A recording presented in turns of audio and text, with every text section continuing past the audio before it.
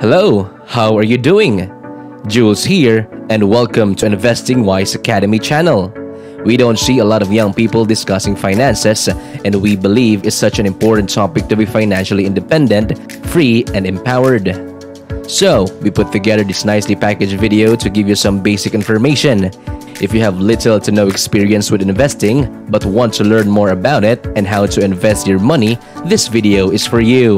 We'll also go over some terms for those of you who are unfamiliar with finances or financial terminology, and then we'll talk you through some different steps as well as some great ways to start investing your money right now.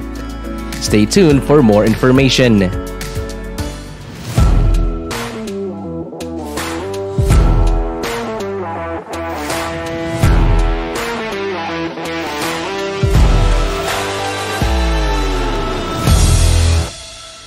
So, before you consider investing, you should take a look at your finances, and we strongly advise you to do the following. First and foremost, having an emergency fund is extremely important. You never know what will happen next. We've had pandemics and lockdowns after all. If that isn't enough to convince you that you never know that will happen if you need emergency fund in case you lose your job or something, just look at the news. It's recommended that you save at least a month worth of money for emergency and then gradually increase that to 3 to 6 months. The next step is to eliminate debt. It's critical to get out of debt as soon as possible because it will set you back in the long run. You want to get rid of that before you start making any major investments, because if you don't, that money will just keep going down the drain. The third step is to open a retirement account right away. In general, there are various types of retirement accounts. 401ks and Roth IRAs are two of the most popular. A 401 retirement account is usually set up through your employer, so if you work a 9-to-5 job or another type of job with benefits, there's a good chance you have one. A 401k is an investment account in and of itself, so if you have one through your employer, you're investing, doing well, and planning for your future. A 401k is a tax-advantaged retirement account in which you can contribute money and your employer will most likely match it up to a certain percentage. You'll be automatically invested in a mix of stocks and bonds through mutual funds, which we'll explain in just a moment. There are also Roth IRAs accounts, which are type of retirement savings account that allows you to grow your money without paying taxes. So let's break down a few of those terms. So if you're not familiar with stocks, bonds, or the stock market, let's go over it. A company stock is a type of investment that represents a company share. So consider Tesla. For example, you can buy Tesla stock, which essentially means you own a small piece of Tesla big old pie, and your stock will grow slowly alongside Tesla as the company grows. The stock market, which always making people nervous, is a marketplace for stocks and where stocks are held, so it displays all of the different shares of company ownership as well as how they're performing overall. The interesting thing about the stock market is that it's generally controlled by investors' emotion, so if people start to freak out because there's pandemic, they'll want to pull their money out and sell those stocks and shares, which will cause them to drop. But as soon as they start to feel like, okay, this is good, I'm going to reinvest my money in, the stock market will go back up. You'll often hear people talk about risk versus reward investing, which means you'll have to risk more if you want a higher reward and want to try make more money, but there are also lower risk investments, which means you'll have a smaller reward profit margin, so you'll make less but risk less, and a bond is one of those low risk investments.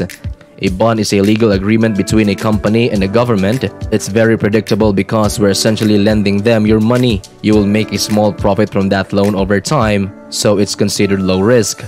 Investment funds are basically a big old bowl of stocks, bond, etc.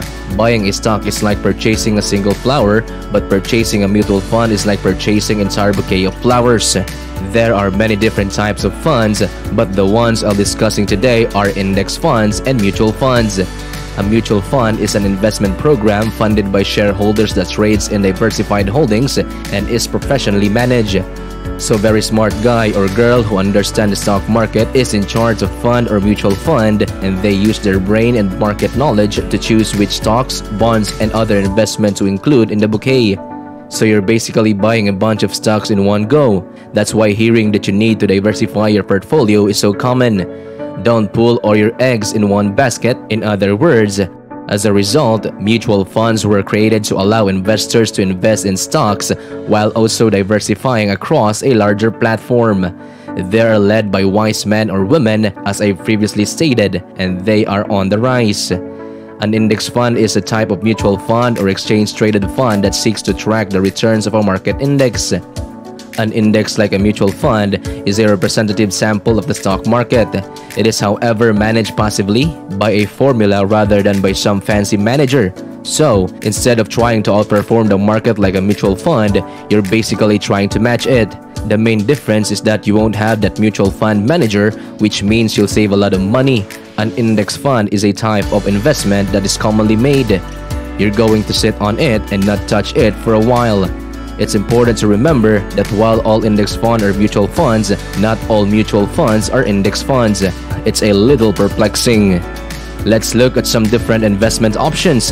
As I previously stated, there are a variety of approaches to investing. You might want to take a more high-risk, high-reward approach, such as trading stocks and being more hands-on, or you could take a more passive, lower-risk approach, such as investing in an index fund. You may be familiar with index funds such as the S&P 500. That one is extremely popular, so what exactly is the S&P 500? I'm glad you inquired. The S&P 500 index essentially tracks the top 500 companies in the United States. It will be different if you are in a different country, because some of these fundamental principles may apply to you. There are slightly different S&P 500 funds available depending on the brokerage account you choose. Over the course of 10 years, Warren Buffett basically bet $1 million on an index fund would outperform a collection of hedge funds. After a decade, he won, and all of that hedge funds that were trying to beat the market, time it, and predict when stocks would rise and fall in order to make the most money failed. The best thing about putting your money in an index fund and letting it sit there and ride the stock market's wave was that it did the best. So you don't need to throw much. All you have to do is to put your money into one and then sit back and let it carry the weight. So, the S&P 500 tracks the top 500 companies and allow you to spread your small investments across them, whereas a total stock market fund will allow you to spread your investments all the way to the top of the big and small companies. That concludes our overview of index funds. These are highly suggested. Any decisions you make must be for your own good. Put the effort and research into your finances. Make sure you're learning for yourself that the goal isn't just to put money in and then take it out in 6 months, hoping it's grown significantly. It's about putting money into a savings account for years, if not decades, and watching it grow, then withdrawing it when you're ready to buy a house or retire. The best time to invest was yesterday. It is true that you must invest that money. You start putting money in as soon as possible. Don't touch it, don't even look at it, and just let it grow. Trying to time the market is difficult and you don't trust yourself, so put a small amount of money aside each month and don't touch it. That concludes our video today. Hope you learned on how you can start investing in your 20s. If you, please leave a like and comment to this video below. You can check out also our other videos. Again, I'm Jules. Thank you for watching. See you soon on our next informative content.